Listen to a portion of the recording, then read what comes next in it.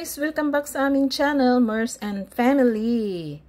So guys, pang day 3 namin ito sa aming short staycation in Busan. So guys, bago kami umuwi ng Seoul, so dadaan muna kami sa Homigut Coastal Road in Pohang. So actually dalawa yung dadaanan naming place, pero same siya sa Pohang, pero kumbaga dalawang places siya. So, picture muna tayo dito, video habang ako ay hinihintay namin si Uni. Ayan, si Angel niya nagbibidyohan. So, nag-stop over kami dito kasi iihi lang, magsi-CR. Tapos si MJ, binilhan namin ng breakfast. So, ayan na si MJ. Naka-cellphone. Kahit saan, naka-cellphone. Hindi nga alam na binibidyohan ko siya. So, yan ang view ng stopover. Anong place ito? Nakalimutan ko. Matagal na kasi. Super late na video na kasi ito. Dahil sobrang busy natin. Super mega busy ang peg natin sa work. So, we are on our way to Homigut Coastal Road in Pohang. So, ito na yung papunta. So, actually, ano siya? Dagat talaga yan. So, ito yung mga nadadaanan namin. May mga pension house, accommodations, small hotels. Ayan. So, maganda yung minsan gusto kong tumira pagka mga ganitong mga place. Parang countryside. Yan. Dagat. So, papunta na kami. Karugtong na ito naman. Homigut Coastal Road. Sa Pohang na ito, Pohang area na ito.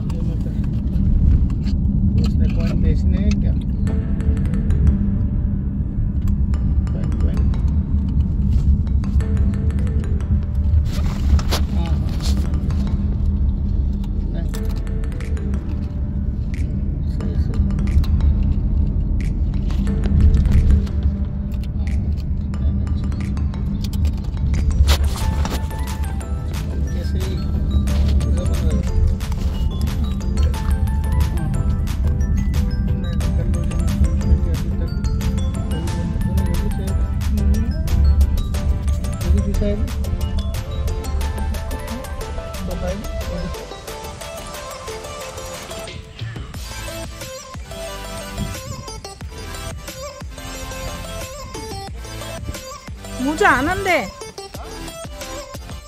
So, dito na tayo sa Homigut Coastal Road.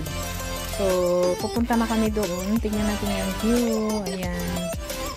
So, yun ang tinatawag na beat the heat. Ang init-init nitong panahon na ito. Pero, syempre tiniis namin. Kasi, kailangan, bihira lang kami makapunta dito. Malayo ito sa Seoul. So, ayan yung kamay. So, dalawang kamay yan. Kaharap. Actually, pang 3 times ko nang balik dito. Pero, talagang sobrang tagal na, mga ilang dekada na din. So, medyo nag-develop na siya ngayon. Ayan. Malaki na yung development. At saka, sobrang napakalinis ng lugar na ito. Maganda dito mamasyal ka. Very big hand. Siguro mga springtime or fall season. Huwag lang yung summer kasi sobrang mainit. So, ito na yung tinatawag na Homigut Coastal Road. Ayan. So, may nakita kaming dyan, jellyfish. Ang laki-laki pala ng jellyfish. Yun ang tawag niya. Ang tawag niya sa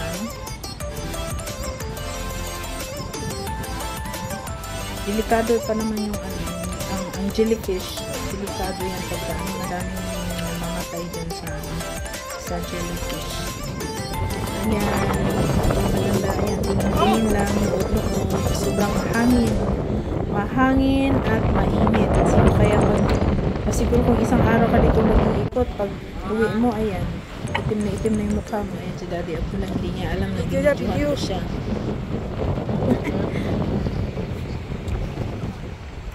Ang gandang pagmasdan talaga pag nasa dagat, Nakaka-relax. Stress-free. Ayan. Pero sobrang init. So, kailangan umalis na tayo dito. Ayan.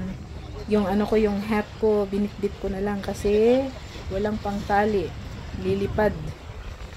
Baka lilipad doon sa ano, sa dagat. Baka wala na tayong pang ano sa mukha natin.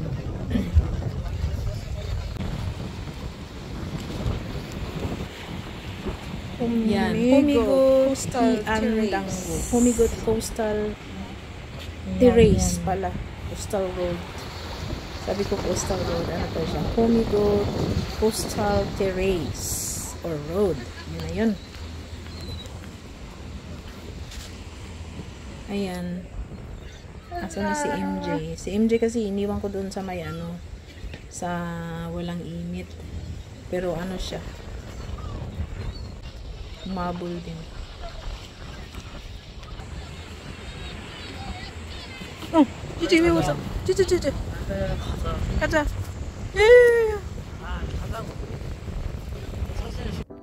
At syempre, kahit saan tayo makarating, saan tayo pupunta, hindi talaga mawawala ang picture taking. So, ayan. Picture muna tayo.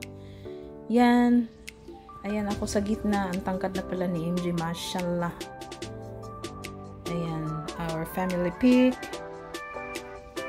Si Daddy Abdullah.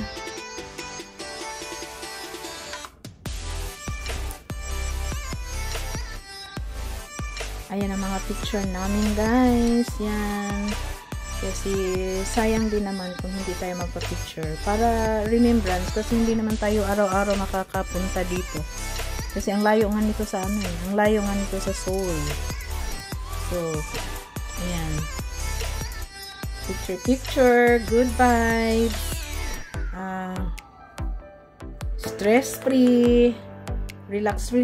Kasi pag bumalik na naman tayo sa trabaho, naku, bakbakan na naman tayo nito. Yan ang ano, yan ang view ng Humigot Coastal Terrace. Hindi pala Coastal Road. Coastal Terrace.